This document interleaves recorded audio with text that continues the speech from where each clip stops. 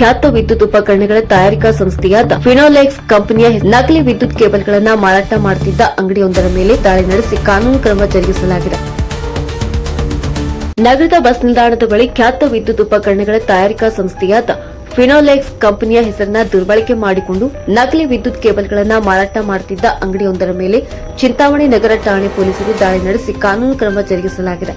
Finolex cables limited ಕಂಪನಿಯ ಬೌದ್ಧಿಕ ಆಸ್ತಿ ಹಕ್ಕುಗಳ ವ್ಯವಸ್ಥಾಪಕರಾದ ಕಟ್ಟಾರಾಮ್ ದುಬ್ಬಾರಾಜು ಅವರು ನೀಡಿದ ದೂರಿನ ಅನ್ವಯ ಈ ಕ್ರಮ ಕೈಗೊಳ್ಳಲಾಗಿದೆ. ಚಿಂತಾಮಣಿ ನಗರದಲ್ಲಿ ನಡೆಸಿದ ಮಾರುಕಟ್ಟೆ ಸಮೀಕ್ಷೆ ವೇಳೆ ಇಲ್ಲಿನ ಕೆಎಸ್ಆರ್ಟಿಸಿ ಬಸ್ ನಿಲ್ದಾಣದ ಸಮೀಪವಿರುವ ಭರತ್ ಇಂಜಿನಿಯರಿಂಗ್ ವರ್ಕರ್ಸ್ ಎಂಬ ಮಳಿಗೆಯಲ್ಲಿ ಫಿನೋಲೆಕ್ಸ್ ಬ್ರ್ಯಾಂಡ್ ಹೆಸರಿನ ನಕಲಿ ಸಬ್ ಮರ್ಸಿಬಲ್ ಎಲೆಕ್ಟ್ರಿಕಲ್ ಕೇಬಲ್ಗಳನ್ನು ಉದ್ದೇಶಪೂರ್ವಕವಾಗಿ ಮಾರಾಟ ಮತ್ತು ವಿತರಣೆ ಮಾಡುತ್ತಿರುವುದು ಬೆಳಕಿಗೆ ಬಂದಿದೆ.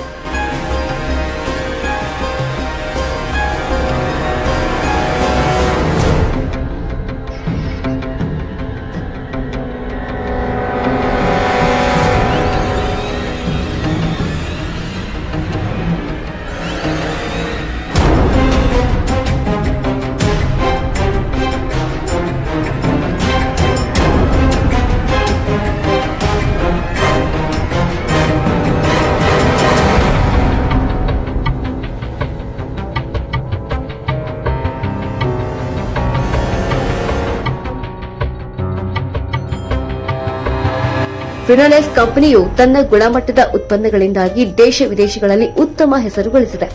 ಕಂಪನಿಯ ಪ್ಯಾಕೇಜಿಂಗ್, ಬಣ್ಣದ ವಿನ್ಯಾಸ ಹಾಗೂ ಟ್ರೇಡ್ ಮಾರ್ಕ್ ಬಳಕೆಗೆ ಸಂಬಂಧಿಸಿದಂತೆ 1957ರ ಹಕ್ಕುಸ್ವಾಮ್ಯ ಕಾಯ್ದೆ ಅಡಿಯಲ್ಲಿ ಕಂಪನಿಯು ವಿಶೇಷ ಹಕ್ಕುಗಳನ್ನು ಹೊಂದಿದೆ.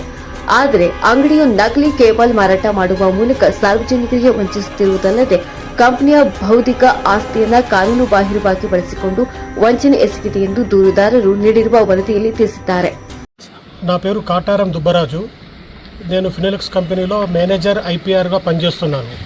నేను ఇక్కడ చింతామణిలో వచ్చేసి నాకు ఇక్కడ మన సబ్మెర్సిబుల్ కేబుల్స్ ఫినోలెక్స్ కంపెనీవి డూప్లికేట్ అమ్ముతున్నట్టు ఇన్ఫర్మేషన్ వచ్చింది.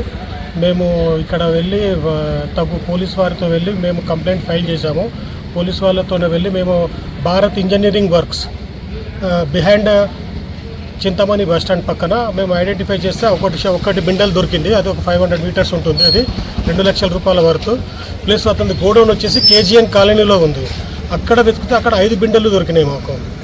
అదొకటి ఈచ్ బిండల్ వచ్చేసి అదొక 2 లక్షల రూపాయల వరకు ఉంటుంది.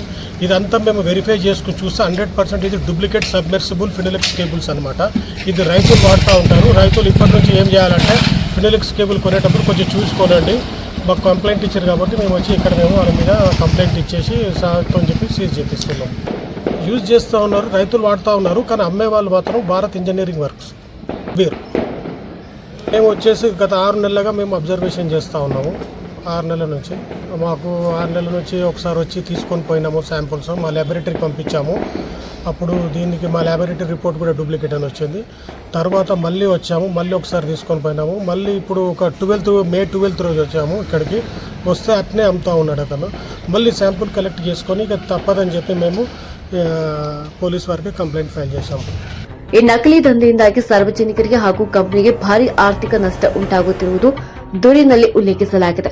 ಸದ್ಯ ಈ ಬಗ್ಗೆ ಚಿಂತಾಮಣಿ ನಗರ ಪೊಲೀಸ್ ಠಾಣೆಯಲ್ಲಿ ದೂರು ದಾಖಲಾಗಿದ್ದು ಪೊಲೀಸರು ಮುಂದಿನ ತನಿಖೆ ಕೈಗೊಂಡಿದ್ದಾರೆ.